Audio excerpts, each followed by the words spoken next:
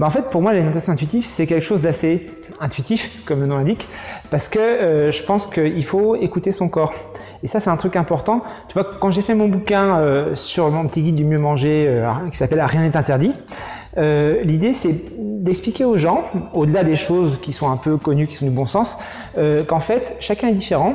Et si on commence à essayer d'appliquer ce que fait le voisin ou ce qu'un tel a dit qui était bien, alors que soi-même on sent les choses différemment, ben c'est pas bon. Il faut au contraire être totalement à l'écoute de son corps, de son esprit et de tous les signaux qu'on peut capter au quotidien. Il faut apprendre justement à s'écouter. À se faire confiance. À se faire confiance. Et je pense qu'effectivement, c'est comme ça qu'on va aller toucher du doigt la relaxation, la méditation, qui sont des méthodes pour se reconnecter à soi-même et se reconnecter aux signaux envoyés par le corps et par l'esprit.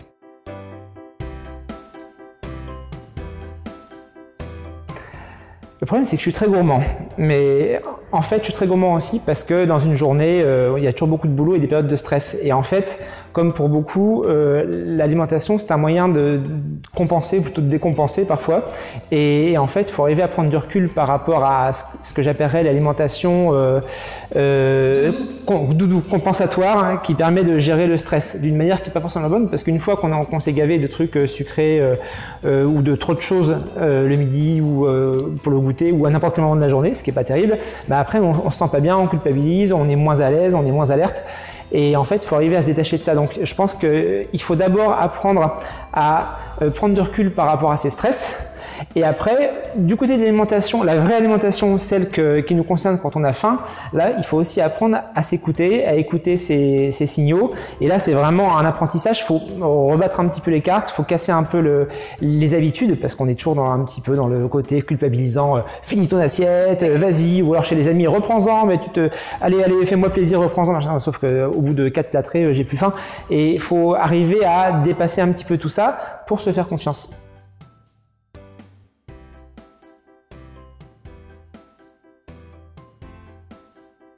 Alors, pas vraiment. J'avais entendu des choses qui s'en rapprochaient, mais je n'avais pas entendu ce concept-là. Mais effectivement, quand tu m'en as parlé, je me dis tiens, c'est marrant, ça correspond à quelque chose qui me semble logique et qui me semble aussi correspondre à une évolution des mentalités. Parce que effectivement, aujourd'hui, on est dans un monde qui est en plein changement, en plein bouleversement. On est un peu entre deux mondes et entre des habitudes qui sont celles de nos parents, voire de nos grands-parents, et puis des habitudes d'un monde de demain qui reste à inventer. Et c'est à nous justement de trouver les bonnes règles.